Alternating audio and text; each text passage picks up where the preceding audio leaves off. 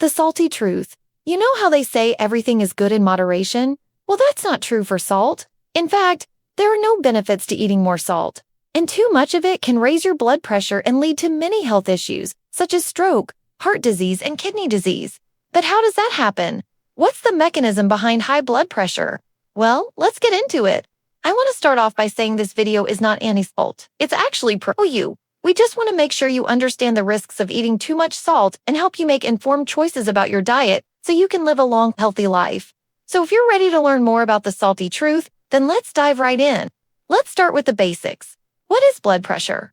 Well, it's the force of blood pushing against the inside walls of arteries. Arteries are tiny pipes that carry oxygen-rich blood away from your heart to all the other parts of your body, like your muscles, organs, and skin. When you eat salty foods, your body absorbs the sodium, which makes your blood more concentrated. This means your blood has a greater ability to push against the artery walls, and that's what we call high blood pressure or hypertension. But wait a minute, isn't water supposed to be in the bloodstream? And what does this have to do with blood pressure? Well, everything. You see, our bodies are over 60% water. And when we eat salty foods, our bodies absorb the sodium, which causes us to retain more water. This happens because the sodium attracts water molecules like a magnet. So when your blood becomes saltier than usual, it starts sucking up all the available water. Your body does this to keep the balance of sodium and water in check. Where does this extra water go? It goes into your bloodstream. This means that your blood becomes thicker and it needs more pressure to pump through your arteries. Think of it like trying to push a ball through a narrow tube. If the ball is too big for the tube, you need to push harder to get it through. The same thing happens when your blood is too thick. Your heart has to work harder to pump it through your arteries. And over time, this extra effort can make your heart and arteries stiff and thick. This is called atherosclerosis, and it can lead to heart attack, stroke, or kidney failure. So the more salt you eat, the thicker your blood becomes and the harder your heart has to work to pump it through your body. And this extra strain on your heart and arteries can lead to high blood pressure. Now, it's important to note that most people don't get enough exercise, and that makes the problem worse. When you exercise, your muscles use up the excess sodium and water. But if you don't exercise enough, this excess sodium and water stays in your bloodstream and makes your blood thicker. In fact, studies have shown that only 5% of people meet the recommended amount of physical activity. That means 95% of people aren't working out enough to eliminate excess sodium and water from their bodies. And to make matters worse, most people also eat too much salt. According to the CDC, 75% of Americans consume more than the recommended amount of sodium, which is 2,300 milligrams per day. And here's the scary part. 34% of adults consume more than double the recommended amount. That's over 4,600 milligrams of sodium per day. Too much sodium can cause many health problems, including stomach cancer, heart attack, stroke, osteoporosis, memory loss and cognitive decline, kidney disease, and premature death. Most people think it's okay to eat lots of salt because they don't feel any immediate negative effects. However, these negative effects can still be happening in the background, so it's important to take steps now to protect yourself from the potential risks of eating too much salt. According to the World Health Organization, reducing salt intake is one of the best ways to prevent high blood pressure. They recommend that adults consume no more than 6 grams of salt per day, which is equal to 2,300 milligrams of sodium. That's about 1 teaspoon. But remember, salt is added to many processed foods during processing. So even if you don't add salt to your food, you could still be getting too much sodium from other sources. To make things worse, our bodies don't have a good way of telling how much salt we need, which makes it hard to know how much is too much. For example, if you eat salty foods, your body will tell you to drink more water, but it doesn't tell you to stop eating salty foods. Also, your thirst mechanism can be impaired if you're older, which means you may not feel thirsty even when you need more water.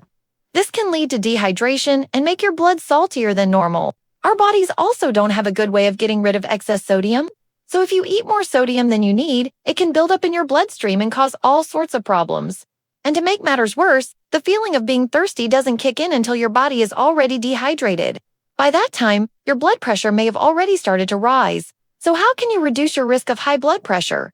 First, avoid processed foods. Processed foods are often high in sodium and low in nutrients. They usually come in boxes, cans, or bags and have long ingredient lists. According to the CDC, more than 75% of the sodium in our diets comes from processed foods. By avoiding processed foods, you can cut down on your sodium intake by 50% or more. Second, cook at home using fresh ingredients. When you cook at home, You control the amount of salt that goes into your food. Fresh food is usually less salty than processed food, so cooking at home will help you reduce your overall sodium intake. Also, when you cook at home, you can use herbs, spices, and other seasonings to add flavor to your food without adding salt. Third, read food labels carefully. When you shop for groceries, be sure to read the nutrition labels on food products. Look for foods that are low in sodium, especially if you have high blood pressure or other risk factors for high blood pressure. Remember, you want to find foods that have less than 140 milligrams of sodium per serving. Fourth, ask for no salt when you eat out. Many restaurants add a lot of salt to their food, so if you have high blood pressure, ask for no salt when you eat out. You can also ask for low salt or unsalted versions of dishes whenever possible. Fifth, use a salt substitute. Salt substitutes usually contain potassium chloride or another type of salt that doesn't contain sodium.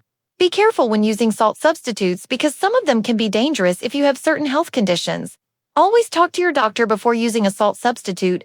Finally, talk to your doctor about taking a diuretic. Diuretics are medications that help your body get rid of excess salt in water. This can help lower your blood pressure and reduce the strain on your heart and arteries. However, diuretics can also have side effects, so be sure to talk to your doctor before taking them. If you've made it this far, you're probably thinking, I'm never going to eat salt again. Don't worry, we're not going to suggest that. Salt is an essential nutrient that our bodies need to function properly. It helps regulate fluid balance, helps generate energy, and is involved in many other important functions.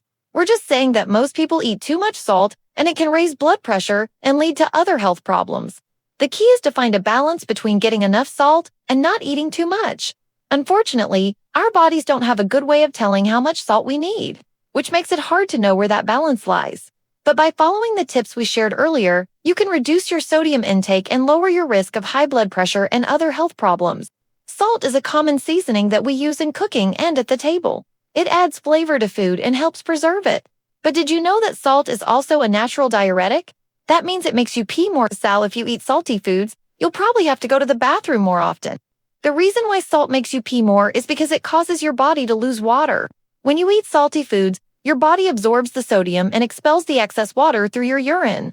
This can lead to frequent urination, which can be inconvenient if you're trying to hold it in for an important event. That's why it's a good idea to avoid eating salty foods before a big event. In addition to making you pee more, salt can also dehydrate you. This happens because when you eat salty foods, your body tries to get rid of the excess sodium by expelling water through your urine. If you don't drink enough fluids, this can lead to dehydration, which can cause symptoms like fatigue, dizziness, and headaches. That's why it's important to drink plenty of fluids, especially water, when you're eating salty foods. Now, we want to hear from you. Did you learn something new about salt today? How will you change your eating habits after watching this video? Share your thoughts in the comments below. And don't forget to subscribe for more health and wellness videos.